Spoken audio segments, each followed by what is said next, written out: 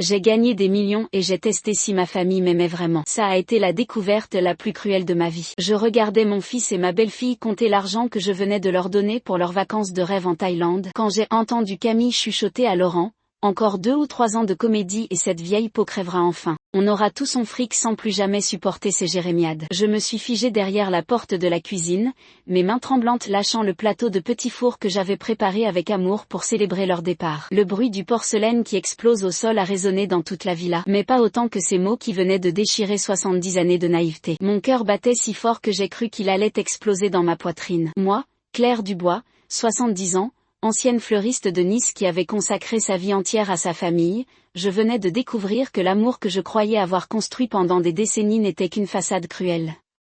Depuis que j'avais gagné ces 12 millions d'euros à la loterie il y a 2 ans, j'avais cru que ma générosité allait enfin me valoir la reconnaissance que j'attendais depuis toujours.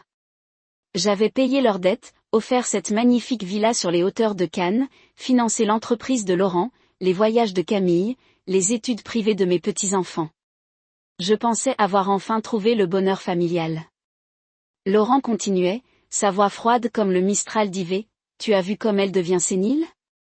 Hier elle a oublié d'éteindre le gaz. C'est le moment parfait pour la faire déclarer inapte.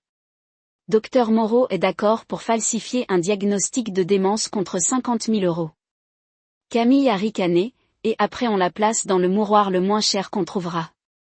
Avec un peu de chance, elle y crèvera vite. Mes jambes ont failli me lâcher.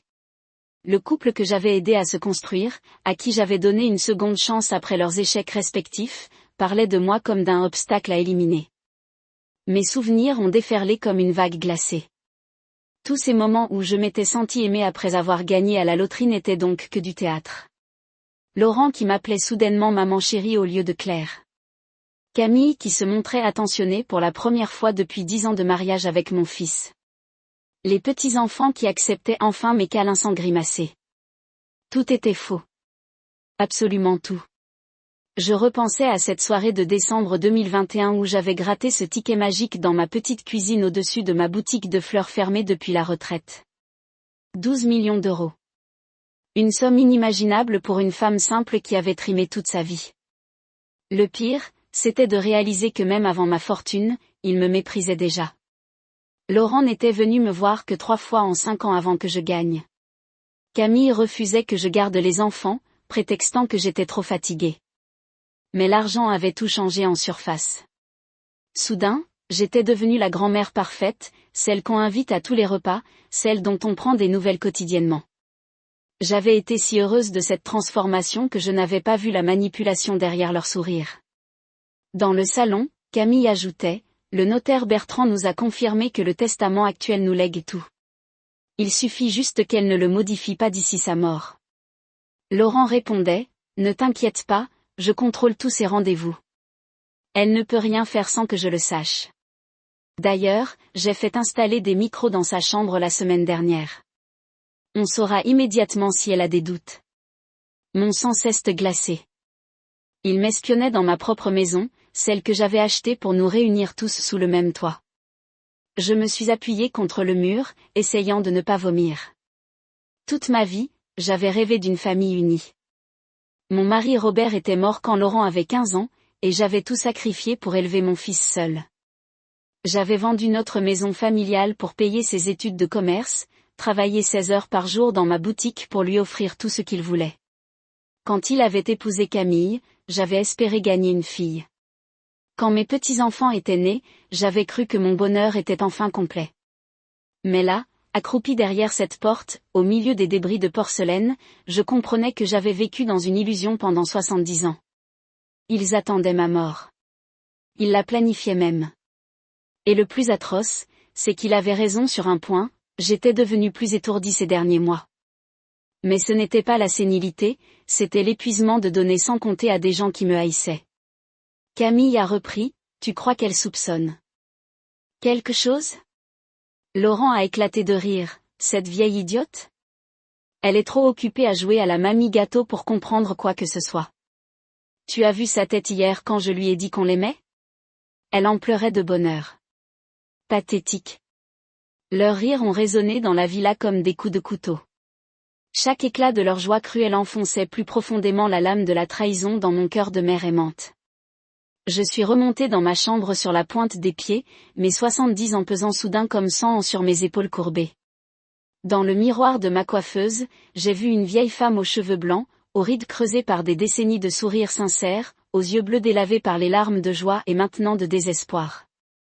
Cette femme qui se levait chaque matin en pensant à faire plaisir à sa famille.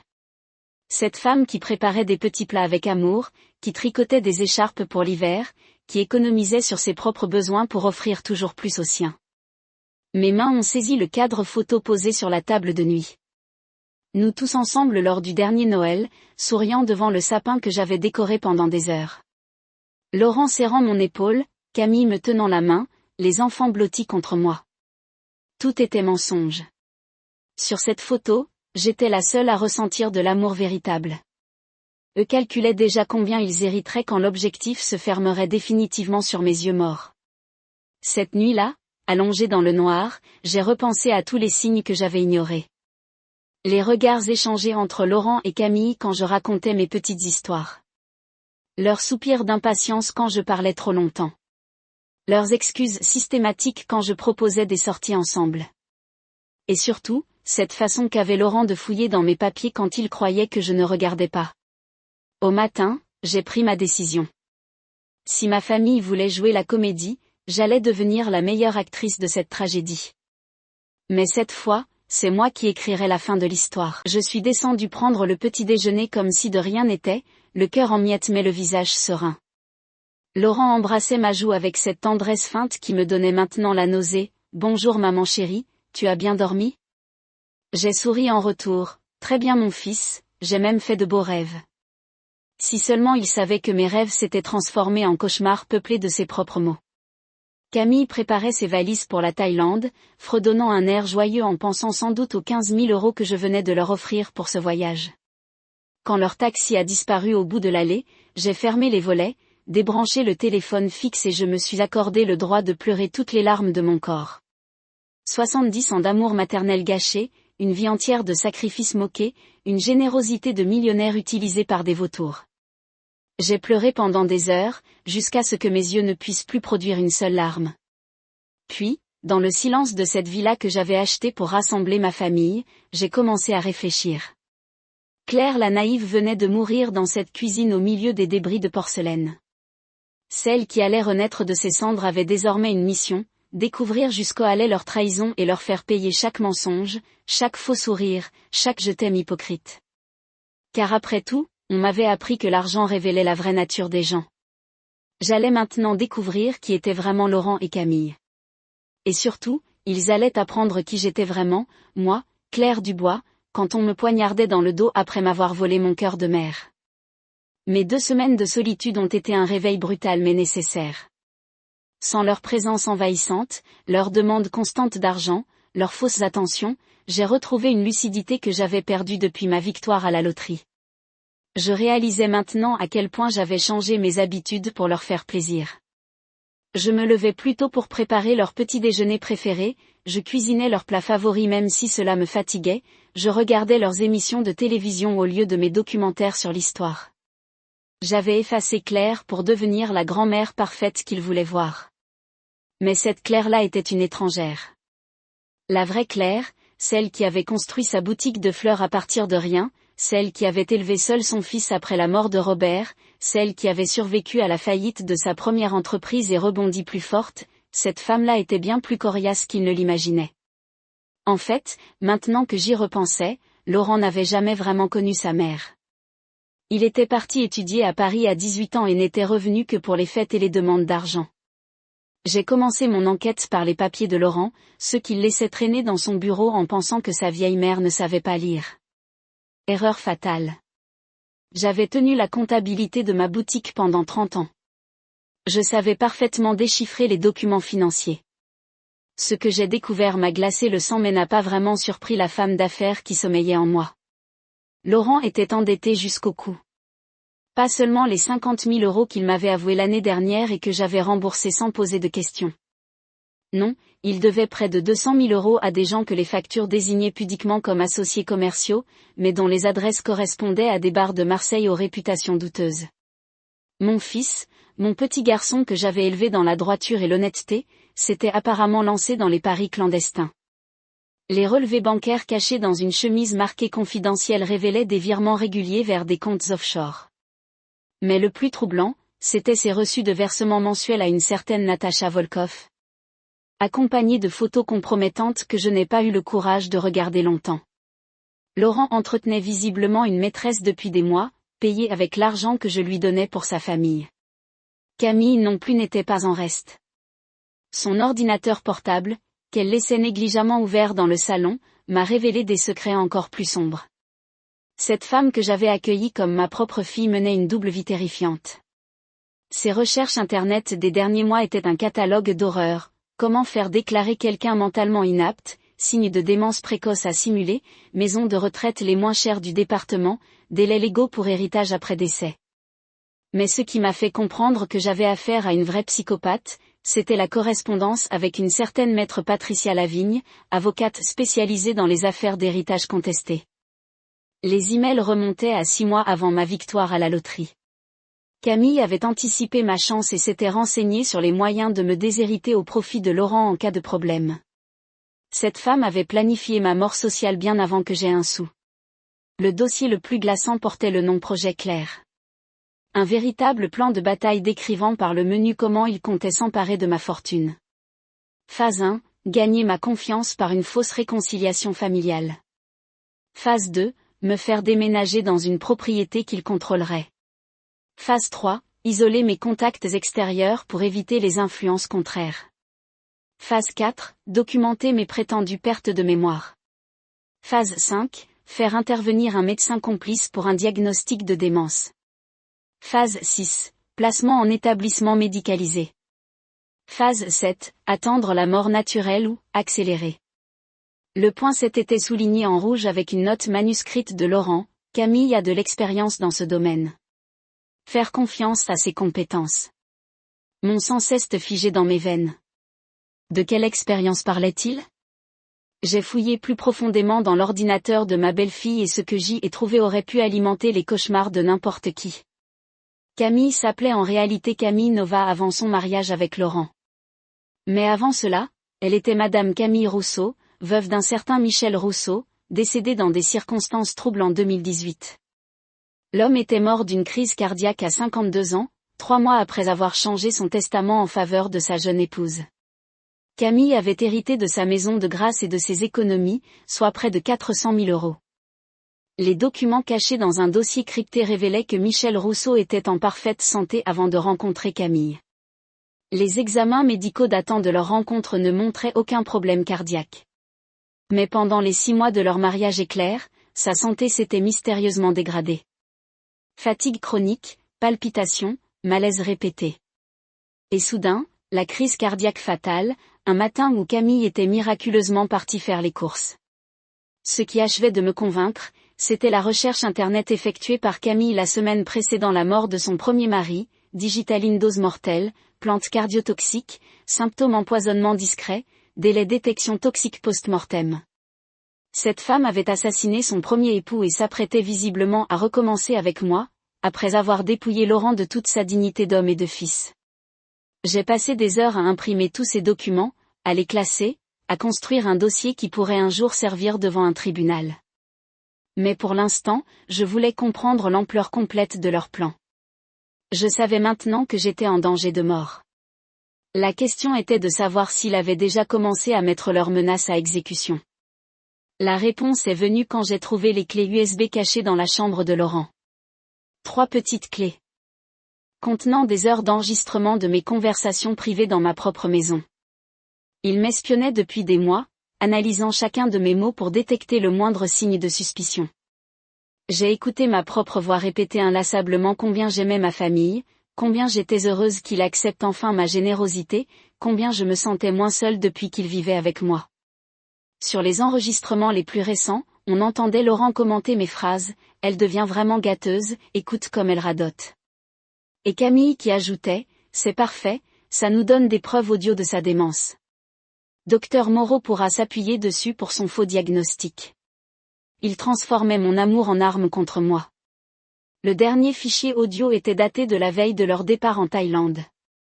J'entendais ma voix émue leur dire combien j'étais fière d'eux, combien j'espérais qu'ils profiteraient de ces vacances méritées.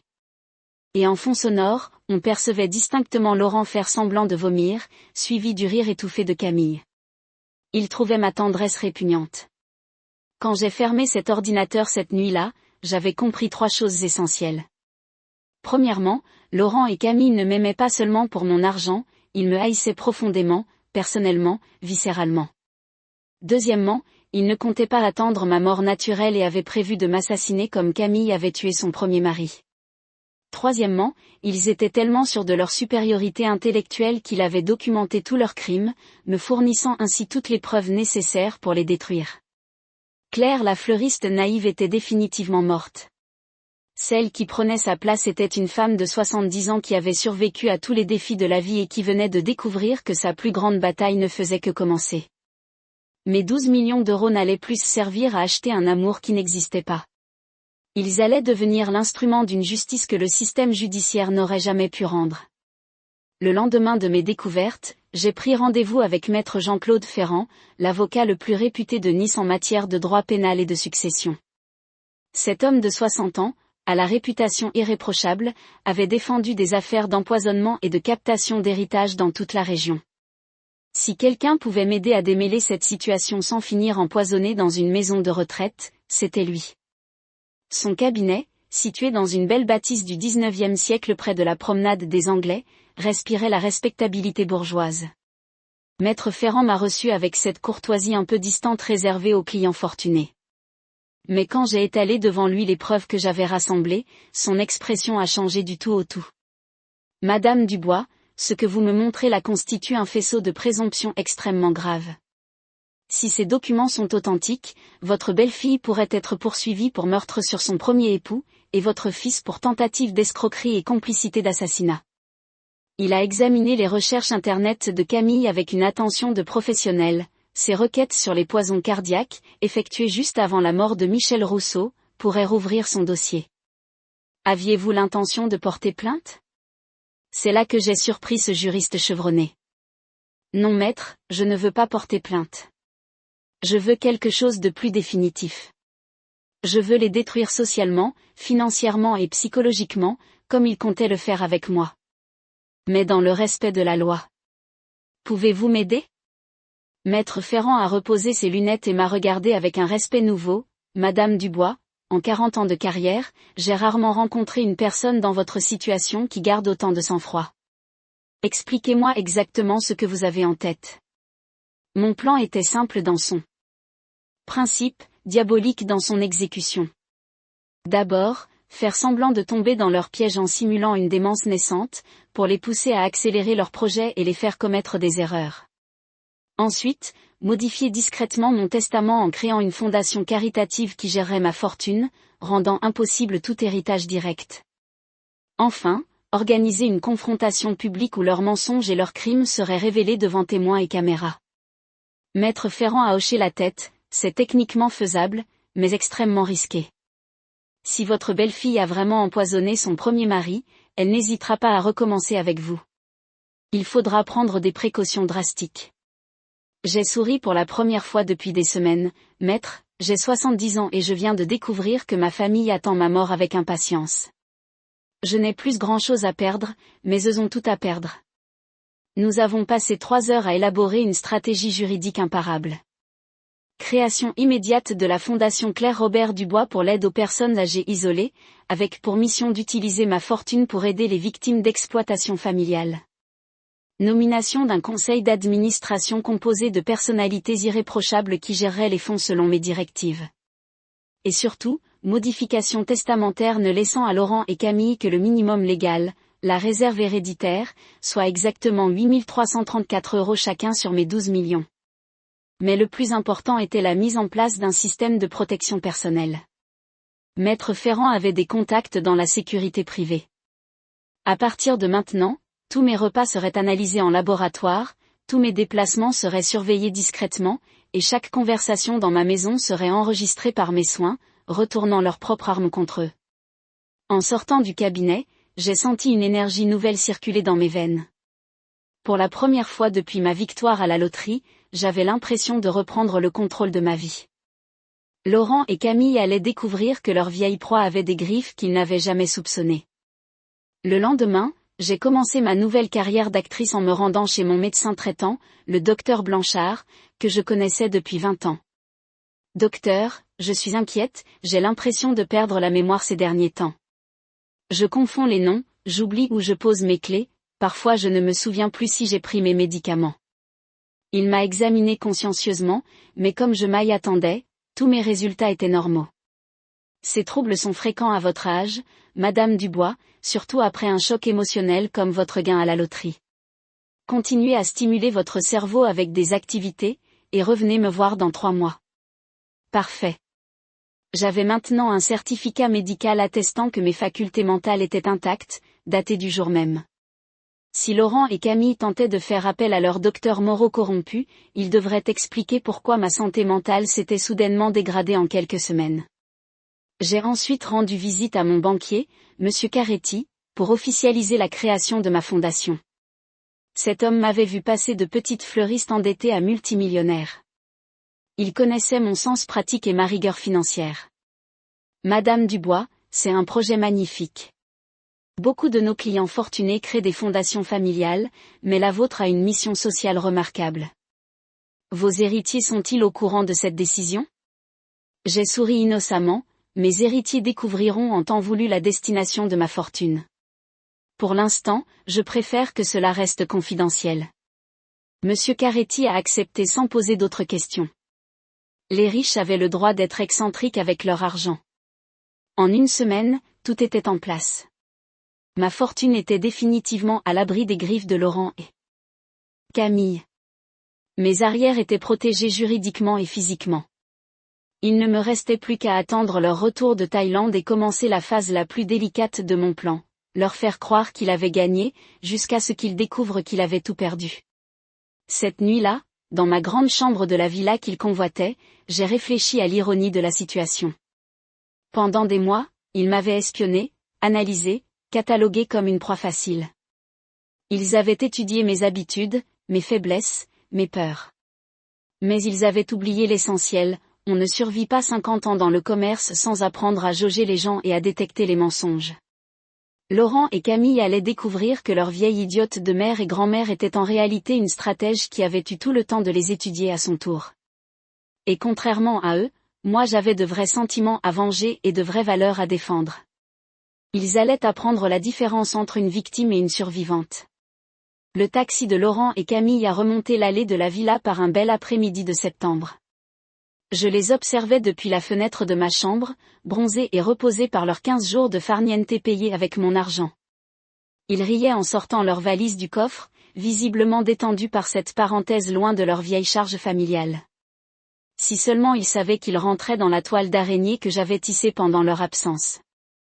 Je suis descendu les accueillir avec mon plus beau sourire de grand-mère gâteau. Mes chéris, vous m'avez tellement manqué. Comment était la Thaïlande? Laurent m'a embrassé avec cette tendresse de commande que je reconnaissais maintenant. Magnifique maman, grâce à ta générosité on a pu découvrir un pays extraordinaire. Il me montrait des photos sur son téléphone, ne se doutant pas que ces images de luxe financées par ma fortune allaient bientôt se transformer en pièces à conviction de leur cupidité. Camille s'extasiait sur les massages thaïlandais et les restaurants gastronomiques qu'il avait pu s'offrir. Elle portait une nouvelle montre Cartier qui coûtait visiblement plus que ma pension de retraite mensuelle. Regarde Claire, Laurent me l'a offerte pour notre anniversaire de mariage. Je me suis extasiée à mon tour, en calculant mentalement que cette montre représentait environ 3 mois de salaire pour une aide-soignante dans les maisons de retraite où il comptait m'expédier. Pendant le dîner que j'avais préparé avec amour, j'ai commencé ma performance d'actrice. J'ai fait semblant de chercher mes mots, de confondre les prénoms de mes petits-enfants, d'oublier si j'avais mis du sel dans la soupe. Rien de trop flagrant, juste assez pour qu'ils se jettent des regards entendus par-dessus la table. Laurent a même pris ma main avec une sollicitude feinte. « Tu vas bien maman? Tu me sembles fatiguée. » « Oh tu sais mon chéri, à mon âge la mémoire joue des tours. » Parfois je me demande si je ne deviens pas un peu. Comment vous dites déjà, sénile? J'ai prononcé ce mot en baissant la voix, comme si j'avais honte de l'avouer. L'effet a été immédiat. Camille et Laurent ont échangé un regard de jubilation qu'ils ont tenté de camoufler en compassion conjuguée. Ne dis pas de bêtises maman, a protesté Laurent. Tu es juste fatigué. D'ailleurs, nous avons réfléchi pendant nos vacances. Tu ne crois pas que tu serais plus en sécurité si quelqu'un s'occupait de toi au quotidien? Au cas où tu aurais un malaise ou un problème? Camille a enchaîné, il existe des établissements magnifiques maintenant, avec du personnel médical qualifié, des activités pour personnes de ton âge. Tu ne serais plus isolé. J'ai fait semblant de réfléchir, en jetant des coups d'œil inquiets autour de moi comme si j'avais peur. Vous croyez vraiment que c'est nécessaire? Cette maison est si grande pour moi toute seule. Et parfois j'ai l'impression d'entendre des bruits la nuit. Laurent a bondi sur l'occasion. Tu vois. Tu n'es plus en sécurité ici. Nous allons nous renseigner sur les meilleures maisons de repos de la région. Après le dîner, pendant qu'ils croyaient que je regardais la télévision dans le salon, j'ai entendu leurs chuchotements excités dans la cuisine. Elle s'enfonce toute seule. Dans 6 mois maximum elle sera internée et nous aurons les mains libres. Camille était euphorique, Dr Moreau peut avancer son diagnostic, elle présente déjà tous les symptômes qu'on lui avait décrits. Laurent calculait déjà, il faut juste faire attention à ce qu'elle ne modifie pas son testament avant. Je contrôle ses rendez-vous mais il faut rester vigilant. Les jours suivants ont été un festival de fausses sollicitudes et de vraies manipulations. Ils se relayaient pour me surveiller, notant chacun de mes prétendus oublis, me filmant discrètement quand je cherchais mes lunettes ou quand je posais la même question 2 fois. Ils constituaient consciencieusement un dossier médical bidon qui servirait à Dr Moreau pour justifier son diagnostic de complaisance. Camille avait même pris l'initiative de contacter plusieurs maisons de retraite en se faisant passer pour ma nièce inquiète. Elle avait visité 3 établissements, en choisissant délibérément les moins chers et les plus isolés. Lors d'une de ces visites qu'elle croyait secrètes, je l'avais suivie discrètement et j'avais assisté à ces négociations cyniques avec le directeur. Ma tante ne recevra aucune visite, inutile de prévoir des facilités familiales. Nous cherchons surtout un tarif préférentiel pour un long séjour. Laurent de son côté renforçait la surveillance électronique de mes activités. Il avait installé de nouveaux micros dans ma chambre et la cuisine, persuadé que je ne m'en rendrais jamais compte. Il contrôlait mon courrier, mes appels téléphoniques, mes sorties. Il avait même demandé à la banque de lui envoyer un double de mes relevés de compte, prétextant ses inquiétudes légitimes sur ma capacité à gérer mes finances. Mais ce qu'il ne savait pas, c'est que chacune de leurs actions était documentée par l'équipe de surveillance discrète que Maître Ferrand avait mise en place. Leur visite aux maisons de retraite, leur rendez-vous avec Dr Moreau, leurs recherches sur Internet concernant la captation d'héritage, tout était enregistré, photographié, archivé. Ils me construisaient un dossier de démence fictive, pendant que je leur construisais un dossier d'escroquerie bien réel. La semaine suivante, j'ai intensifié ma comédie en prétendant avoir perdu mes clés de voiture dans le jardin. J'ai passé tout l'après-midi à 4 pattes dans les massifs de fleurs, sous le regard narquois de Camille qui filmait la scène depuis la fenêtre. Laurent est rentré du travail pour me trouver en larmes dans la cuisine, je ne sais plus où j'ai mis mes clés, j'ai cherché partout, je crois que je perds vraiment la tête. Son réconfort était aussi faux qu'un billet de 3 €, ne t'inquiète pas maman, ça arrive à tout le monde. D'ailleurs, tu n'as plus vraiment besoin de conduire, nous sommes là pour t'emmener où tu veux. Et puis, à ton âge, c'est peut-être dangereux de prendre le volant. J'ai accepté de rendre mes clés en sanglotant, sachant pertinemment qu'elles étaient dans le tiroir de mon bureau depuis le début de cette mascarade. Ce soir-là, je les ai entendues célébrer dans leur chambre, elle n'a plus de voiture, plus d'autonomie. Dans quelques semaines on pourra dire qu'elle est dangereuse pour elle-même et les autres. Camille était déjà en train de calculer les économies qu'il réaliserait en vendant ma Mercedes, au moins 30 000 € de récupérer. Plus vite elle crèvera, plus vite on récupérera tout. Le lendemain matin, j'ai franchi une nouvelle étape en prétendant avoir oublié de fermer le gaz après avoir fait chauffer du lait. Laurent a découvert la cuisinière allumée en rentrant de son travail et a fait tout un drame. « Maman, tu aurais pu mettre le feu à la maison. Tu aurais pu tous nous tuer. » C'était exactement la réaction que j'espérais. Il a immédiatement appelé Dr Moreau pour avancer leur rendez-vous.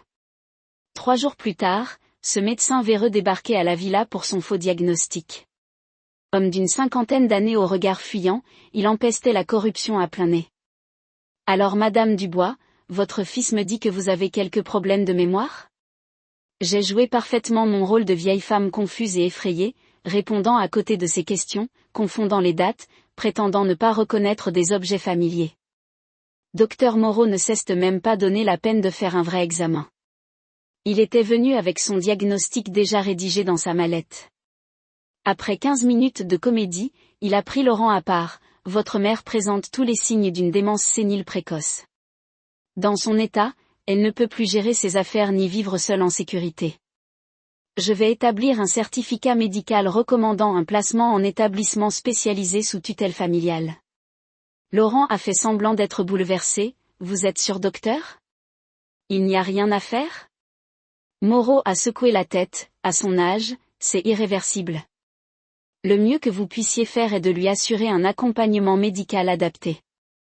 Je connais des établissements très bien pour ce genre de pathologie. » Il a glissé à Laurent une enveloppe contenant visiblement bien plus qu'une ordonnance. Quand cette crapule a quitté la villa, Laurent et Camille ont explosé de joie dans le salon. Ça y est. On a son certificat médical. Dans une semaine elle sera internée et on aura enfin la paix. Camille dansait littéralement, fini de faire semblant de l'aimer, fini ses petits plats dégoûtants, fini ses histoires de vieilles. Laurent calculait, avec la tutelle, on contrôlera tous ses comptes. L'argent est à nous. Ce qu'il ignorait, c'est que toute cette consultation était filmée par des caméras cachées que mes hommes de surveillance avaient installées. Dr Moreau venait de se compromettre définitivement en établissant un faux diagnostic contre rémunération. Sa carrière était finie, sa réputation détruite, et il ne le savait même pas encore.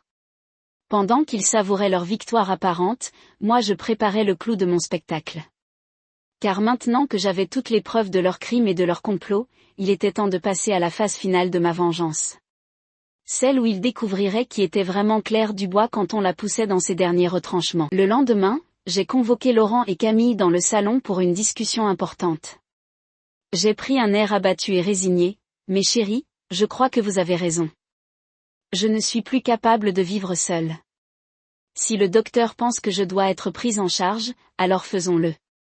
Mais avant, j'aimerais régler quelques affaires importantes. » Laurent s'est empressé de me rassurer. « Bien sûr maman, nous t'aiderons pour tout. » J'ai sorti de mon sac une fausse convocation chez Maître Bertrand, le notaire complice de leur manœuvre.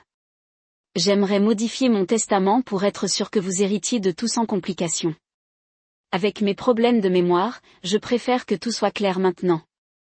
Leurs yeux ont brillé de cupidité. Camille s'est précipitée pour m'aider. « C'est très sage Claire, nous t'accompagnerons bien sûr. » Ce qu'il ne savait pas, c'est que Maître Bertrand avait été contacté par Maître Ferrand et mis au courant de toute l'affaire. Cet homme, qui avait d'abord accepté de fermer les yeux sur leur magouille contre commission, avait réalisé qu'il risquait la radiation du barreau et la prison. Il avait aussitôt accepté de coopérer avec nous pour éviter des poursuites. Le lendemain, nous voilà tous les trois dans l'étude du notaire. Bertrand, visiblement mal à l'aise, a sorti un faux testament qu'il avait préparé selon nos instructions.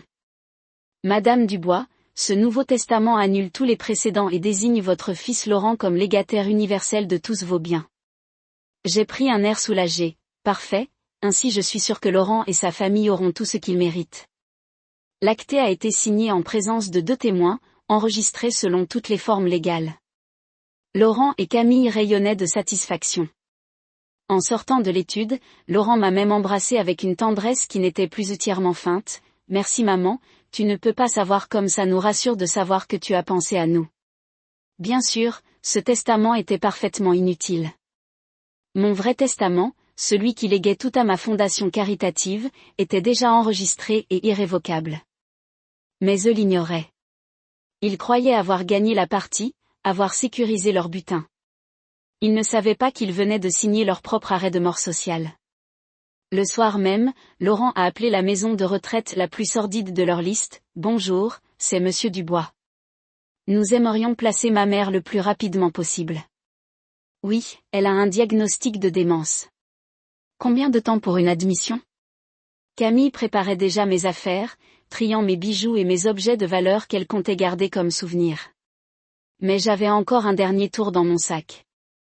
Un grand final qui allait révéler publiquement leur vraie nature et leur faire payer des années de mensonges et d'hypocrisie. Car après tout, ils m'avaient appris que l'argent révélait la vraie nature des gens. Il était temps qu'ils découvrent la mienne. 3 jours avant l'admission prévue en maison de retraite, j'ai annoncé à Laurent et Camille que je voulais organiser une dernière fête familiale dans la villa. Un dernier Noël en famille avant de partir, puisque mes problèmes de santé ne me permettraient plus de recevoir. Rien de grandiose, juste un dîner avec quelques amis proches pour dire au revoir à cette maison qui avait été si importante pour moi. Laurent a hésité, tu es sûre maman? Dans ton état, organiser une réception.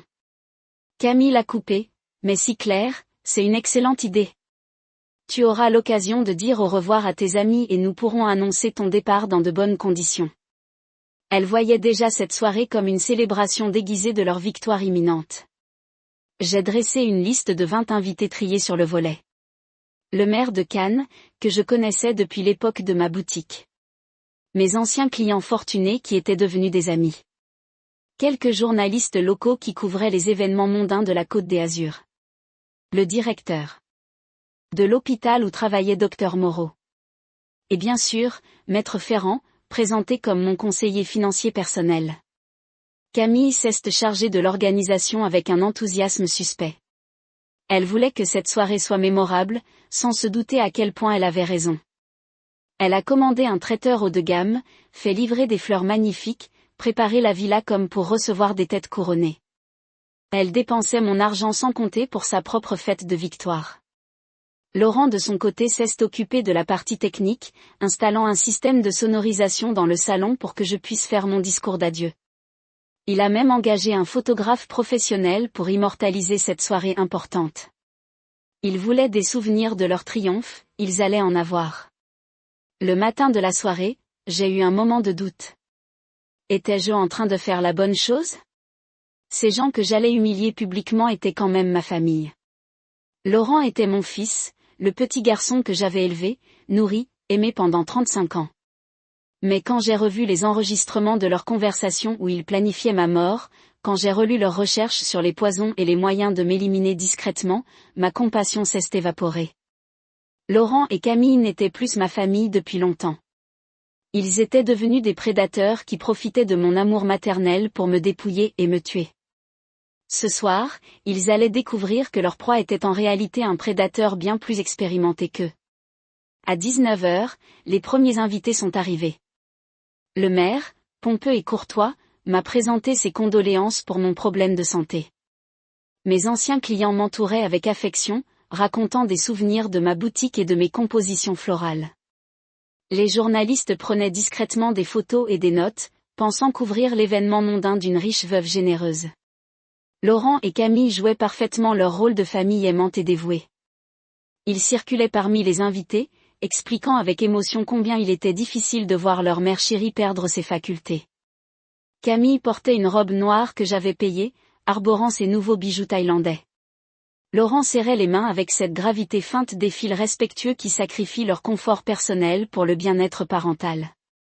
Vers 21h, quand tous les invités ont été servis et installés, j'ai demandé le silence pour mon discours d'adieu. Laurent m'a aidé à me lever, ajustant le micro avec une sollicitude théâtrale. Le photographe s'est positionné pour saisir ce moment émouvant. Les caméras des journalistes se sont tournées vers moi. Mes chers amis, ai-je commencé d'une voix tremblante, vous êtes ici ce soir pour un événement que je n'aurais jamais imaginé il y a encore quelques mois. Ma famille, que j'aime plus que tout au monde, a découvert que ma santé mentale se dégradait. Demain, je vais être admise dans un établissement spécialisé où je recevrai les soins que mon état nécessite. L'assistance a murmuré sa compassion. Laurent et Camille rayonnaient de fierté familiale. Le maire hochait la tête avec gravité. Tout se déroulait exactement comme il l'avait prévu.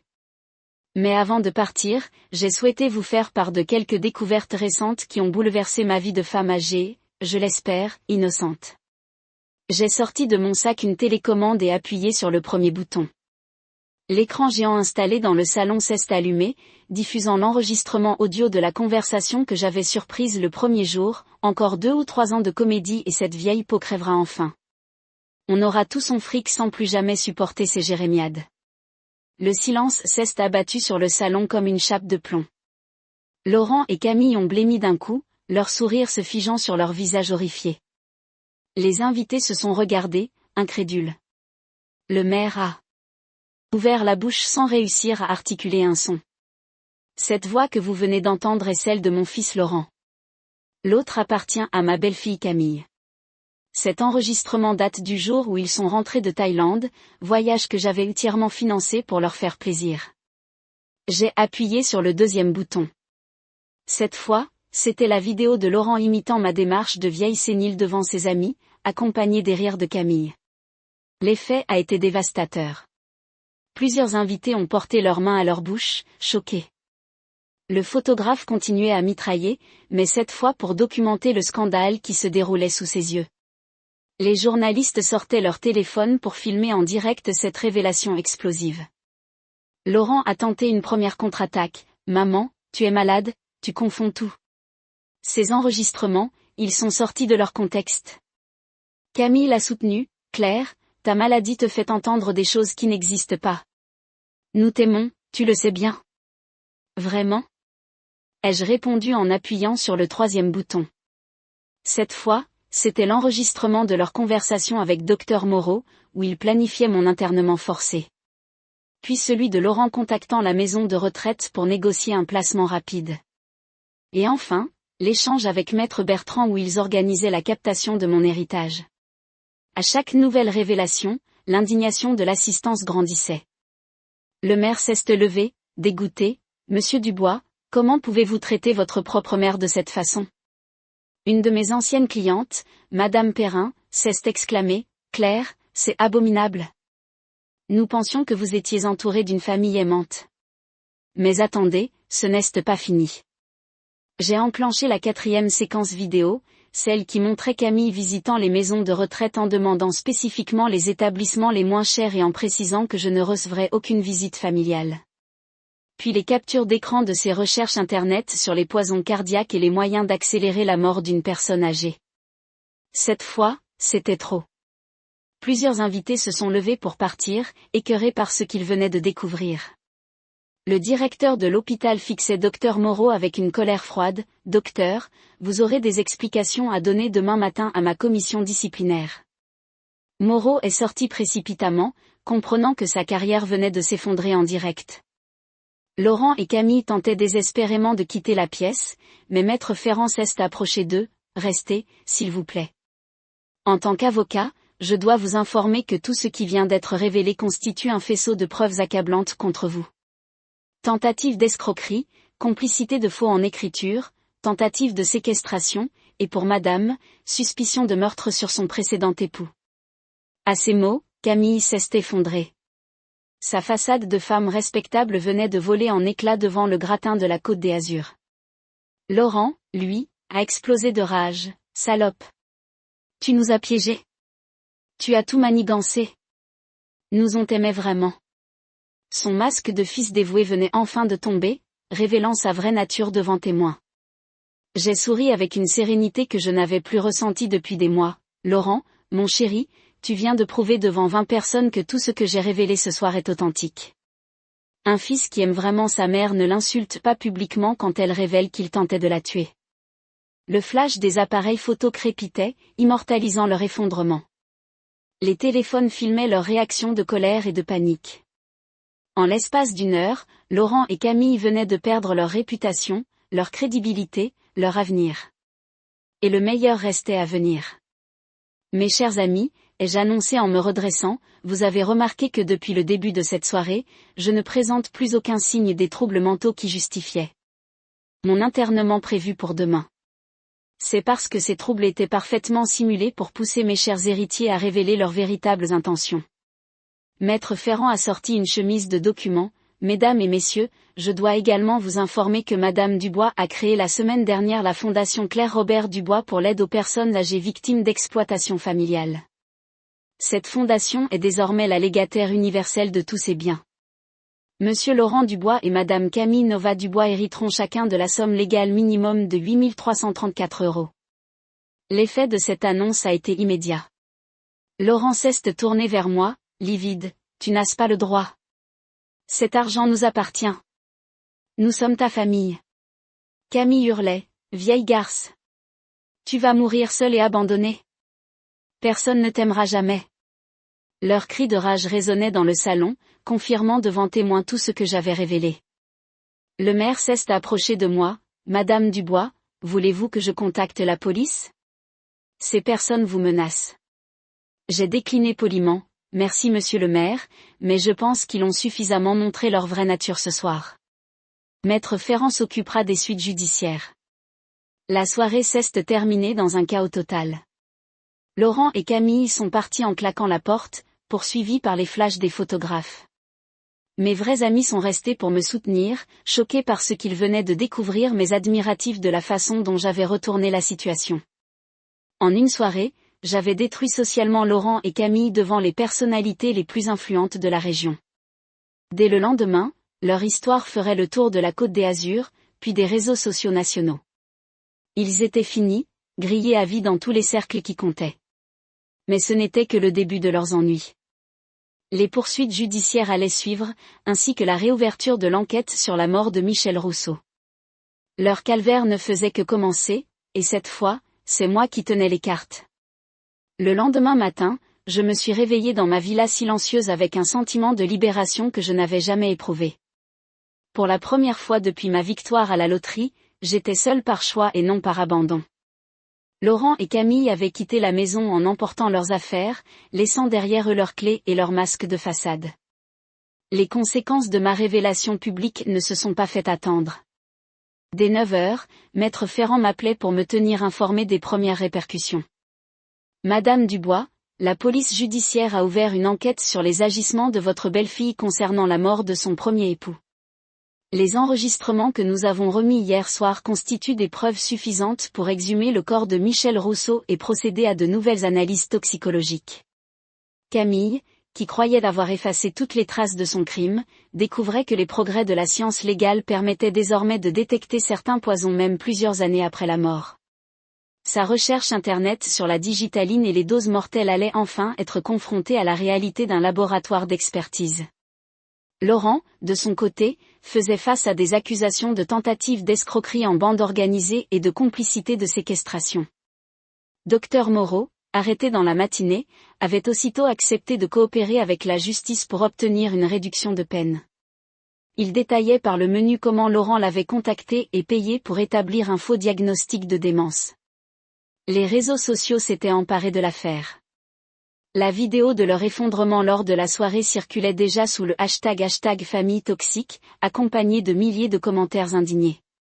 Laurent et Camille découvraient la violence de la vindicte populaire quand elle s'abat sur des gens qui maltraitent leurs aînés. Leurs employeurs respectifs les avaient convoqués pour des entretiens disciplinaires. Laurent risquait la révocation de sa licence d'âge immobilier, Camille allait perdre son poste de responsable marketing dans la parfumerie où elle travaillait. Leur réputation professionnelle était anéantie, leur perspective d'avenir réduite à néant. Mais ce qui me satisfaisait le plus, c'était de savoir qu'ils découvraient enfin ce que signifiait l'isolement social qu'ils m'avaient fait subir. Leurs amis les fuyaient, leurs voisins les regardaient avec mépris, leurs collègues refusaient de leur parler. Ils goûtaient à leur tour à cette solitude glacée qu'il avait planifiée pour moi dans une maison de retraite sordide. L'après-midi, j'ai reçu un appel pathétique de Laurent qui tentait une dernière manœuvre. « Maman, s'il te plaît, on peut discuter. Camille et moi, on a fait des erreurs, mais on peut réparer. Tu ne peux pas détruire ta propre famille pour quelques mots malheureux. » J'ai écouté ses supplications avec le même détachement qu'il avait montré en planifiant ma mort. « Laurent, mon chéri, lui ai-je répondu calmement, tu as 52 ans. Il est temps que tu assumes les conséquences de tes actes. Pendant des mois, vous avez organisé ma mort sociale et physique avec une méthodologie qui força mon admiration. Maintenant, vous allez découvrir ce que ça fait d'être les victimes plutôt que les bourreaux. » Camille a tenté de reprendre le téléphone, sa voix éraillée par les pleurs. « Claire, je te supplie. J'ai des enfants, un travail, une vie. Tu ne peux pas tout détruire à cause d'un malentendu. Mes petits-enfants vont grandir en sachant que leur grand-mère a détruit leur famille. Tes enfants, Camille, vont grandir en sachant que leur mère a tenté d'assassiner une femme de 70 ans pour voler son héritage. Ils sauront que leur père était complice de cette tentative d'homicide. Crois-moi, ce n'est pas moi qui ai détruit leur famille, c'est vous qui l'avez fait en choisissant la cupidité plutôt que l'amour. Les semaines suivantes ont confirmé l'ampleur de leur chute. L'enquête sur la mort de Michel Rousseau révélait effectivement des traces de digitaline dans ses cheveux, conservées par sa sœur qui n'avait jamais cru à sa mort naturelle. Camille était formellement inculpée de meurtre et placée en détention provisoire. Sa défense s'effondrait face à l'accumulation de preuves que j'avais méthodiquement rassemblées. Laurent, ruiné par les frais d'avocat et les dettes de jeu que j'avais révélées, avait dû vendre sa voiture et déménager dans un studio miteux de la périphérie niçoise. Ses anciens clients fortunés l'évitaient, ses collègues le méprisaient, sa carrière professionnelle était terminée. Il découvrait enfin ce que signifiait vraiment la précarité qu'il m'avait réservée en maison de retraite. Mes petits-enfants, Emma et Théo, que j'aimais sincèrement malgré tout, avaient été confiés à la sœur de Camille en attendant le procès. Cette femme décente m'avait contacté pour s'excuser du comportement de sa famille et m'assurer que les enfants ne grandiraient pas dans la haine de leur grand-mère. Nous avions convenu que je pourrais les voir quand ils seraient assez grands pour comprendre la différence entre justice et vengeance. Quant à moi, j'avais retrouvé une sérénité que je n'avais plus connue depuis des années. Ma fortune, désormais gérée par la Fondation, aidait concrètement des personnes âgées victimes d'exploitation familiale dans toute la France. Chaque mois, je recevais des lettres de remerciement de femmes et d'hommes qui avaient pu échapper à des situations similaires à la mienne grâce aux moyens que nous leur donnions. J'avais aussi repris contact avec mes vrais amis, ceux qui m'avaient connu avant ma richesse et qui m'aimaient pour ce que j'étais vraiment. Nous déjeunions régulièrement, nous voyagions ensemble, nous profitions de la vie sans arrière-pensée mercantile. J'avais redécouvert le plaisir des relations humaines. Authentique, libérée du poison de l'intérêt financier. Ma villa était redevenue un foyer chaleureux où j'accueillais des amis sincères plutôt qu'une prison dorée où j'étais surveillée par des prédateurs. J'avais transformé l'ancienne chambre de Laurent en bibliothèque, celle de Camille en atelier de peinture. Les pièces qui avaient abrité leur haine servaient maintenant à mes passions créatives. 6 mois après cette soirée mémorable, Laurent m'a écrit une dernière lettre depuis son studio de banlieue. Ces mots révélaient enfin une lucidité douloureuse sur ses actes et leurs conséquences. Maman, je sais que tu ne me pardonneras jamais ce que nous avons fait. Je sais que nous avons détruit quelque chose d'irréparable entre nous. Mais je voulais que tu saches que j'ai enfin compris combien tu nous aimais vraiment, et combien nous étions aveugles à cet amour. Cette lettre m'a émue malgré tout. Car sous le manipulateur cupide se cachait encore mon petit garçon d'autrefois, celui que j'avais élevé seul après la mort de son père. Mais il était trop tard pour la réconciliation. Certaines trahisons ne peuvent pas être pardonnées, même par un cœur de mère. Laurent avait fait son choix en choisissant l'argent contre l'amour. Il devait maintenant vivre avec les conséquences de ce choix. J'ai rangé sa lettre dans un tiroir sans y répondre. Claire, la mère aimante, était morte le jour où j'avais entendu ces mots cruels dans la cuisine. Celle qui avait survécu était une femme qui avait appris que l'amour inconditionnel n'existe pas, et que parfois, la justice vaut mieux que le pardon. Ce matin d'automne, en regardant le soleil se lever sur la Méditerranée depuis ma terrasse, je repensais à cette phrase que Laurent avait prononcée le soir de la révélation. Tu vas mourir seul et abandonné. Il s'était trompé sur toute la ligne. Je n'étais pas seul, j'étais libre. Je n'étais pas abandonné, j'étais entouré de gens qui m'aimaient vraiment. Et surtout, j'avais appris que la plus belle victoire n'était pas la vengeance, mais la libération. Me libérer de l'illusion d'un amour familial qui n'existait pas, me libérer de la culpabilité d'une mère qui s'était trop sacrifiée, me libérer de la naïveté d'une femme qui croyait que l'argent pouvait acheter l'affection. À 70 ans, je commençais enfin à vivre pour moi-même. Et c'était, sans aucun doute, la plus douce des revanches sur ceux qui avaient cru pouvoir m'enterrer vivante dans leur cupidité. Car au final, la vraie richesse n'était pas dans ces 12 millions d'euros qui avaient révélé leur vraie nature. Elle était dans cette liberté retrouvée de choisir qui méritait mon amour et qui méritait mon mépris. Laurent et Camille m'avaient appris que l'argent révélait effectivement la vraie nature des gens. Ils ne savaient simplement pas que cette leçon s'appliquait aussi à moi. Et que la vraie nature de Claire Dubois, quand on la poussait à bout, était celle d'une survivante qui ne se laissait pas détruire par ceux qu'elle avait le malheur d'aimer.